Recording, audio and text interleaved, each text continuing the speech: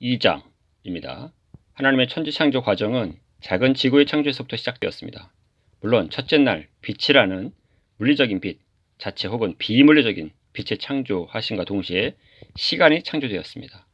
공간이라는 창조의 과정, 궁창, 공간, 하늘, 둘째 날의 창조와 셋째 날 땅과 바다를 가르치는 창조 사역을 이루십니다. 그리고 넷째 날 해와 달과 별들 이런 우주 공간의 여러 행성들에 대해서 창조하십니다. 마지막으로 인간을 창조하시는데 이 모든 환경을 만들고 마지막 그 안에서 살아갈 수 있는 인간을 창조하신 것으로 이해할 수 있습니다.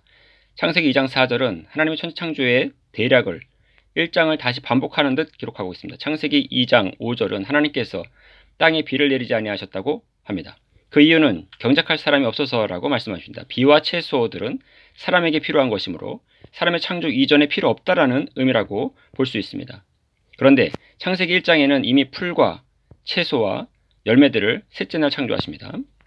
이는 사람의 창조 여섯째 날보다 앞섭니다. 어찌 보면 창세기 1장의 창조 순서 의도와 창세기 2장의 창조 순서와 그 순서 의도가 다르고 반대되는 그런 양상을 우리는 볼 수 있습니다. 왜 그럴까요? 이는 무엇을 의미할까요? 이것은 창조의 순서가 중요한 것이 아니라 이 세상의 근원이 하나님의 창조 그 자체에 있다라는 것입니다.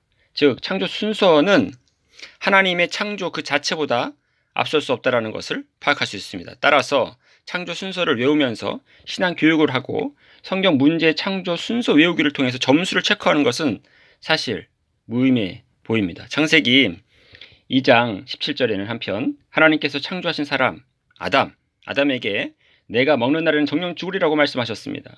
그 사람은 창세기 2장 18절에 보면 독초하고 있었습니다. 즉 정령 죽으리라라는 말은 여자는 듣지 못한 것처럼 보입니다. 여자가 당한 뱀의 유혹은 창세기 3장에 등장합니다. 이 여자는 정령 죽으리라라는 하나님의 말씀의 메시지를 직접 들은 것이 아닌 것으로 보입니다. 다시 말해서 간접적으로 들은 하나님 말씀의 메시지와 그 명령은 불안하여서 죄악에 좀 더 쉽게 노출될 수 있다는 것을 우리는 유추해 볼 수 있습니다. 따라서 하나님 말씀을 나의 말씀으로 온전히 받지 않고 가볍게 혹은 한쪽 귀로 흘려 듣는 모습, 간접적으로 듣는 모습, 그런 상당한 위험 요소를 동반한다는 사실을 깨달을 필요가 있습니다. 동시에 레마의 말씀, 나에게 주신 말씀, 즉 나에게 주신 하나님의 말씀의 음성의 말씀을 듣는 것이 얼마나 중요한지를 우리는 되새길 필요가 있습니다.